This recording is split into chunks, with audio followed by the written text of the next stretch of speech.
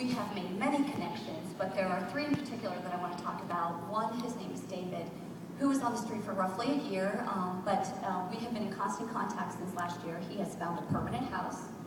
He has found a way to go back to college and get a better education, to find a job, and he has solely sold out to Christ. He is now serving in the community of the Tenderloin.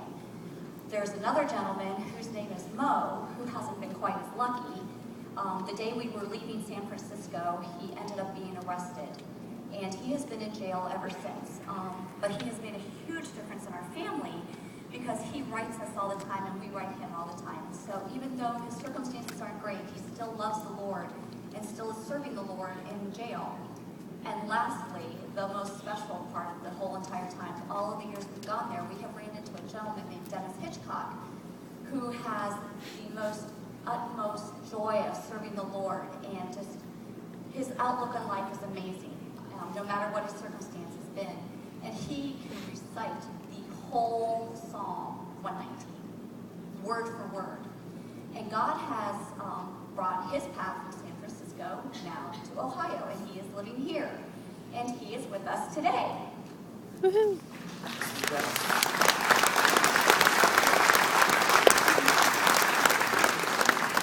Dennis, tell us a little bit about your circumstance and situations that landed you on the streets in San Francisco. Well, back in 2002, I left a relationship that I was in. I was involved with a woman I was not married to. And I walked out of my life.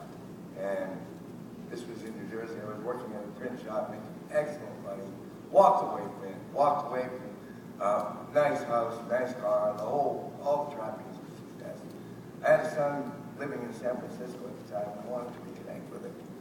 So back to California I went.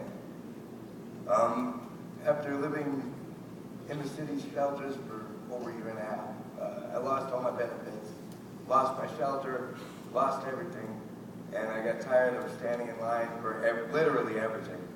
So I told God, Lord, you got to do something.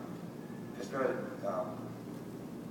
I was living on the streets, and I was collecting recyclables to make my living, and I wanted to use those evangelism tools. So God showed me how to do that. And then I started ministering to my neighbors on the streets. And God gave me a real hurt for them. And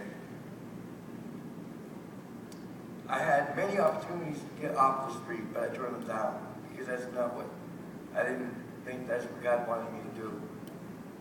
And in the course of 7 years on the streets, I met a lot of wonderful people that have come from all over the world, all over the country, and just missionary teams, ministry teams that want to serve God.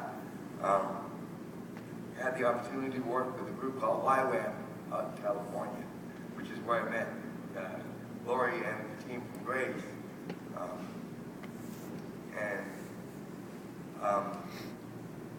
God has blessed it. God has truly blessed it. I've had the opportunity to see young people come into the neighborhood that are willing to give it all up and risk it all just for the cross. It's a hard choice to make. You have to choose to either serve or be served. And these kids that come into the Tenderloin, they go in with their eyes partially open. They get a little glimpse from the videos that they get back.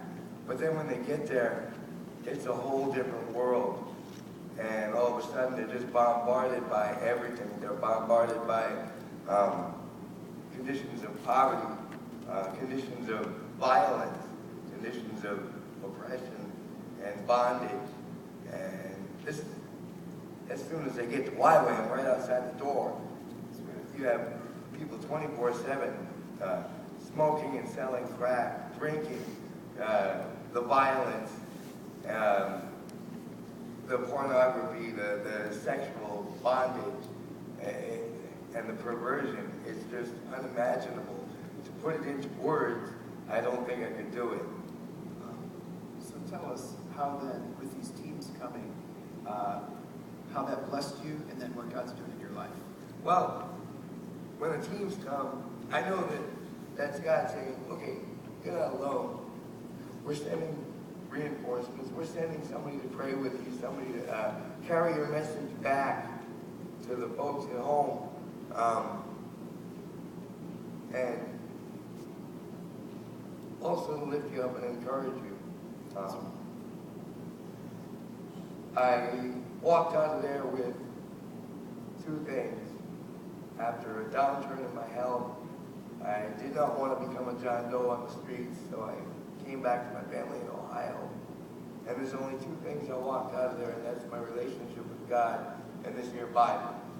That's all that matters. Everything else has been stolen from me, taken from me, confiscated from me, or somebody wants to deprive you of it because they don't think you should have it.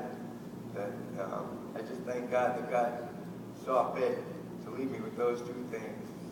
And I thank Grace for sending the teams and keep them coming, because we need them out there.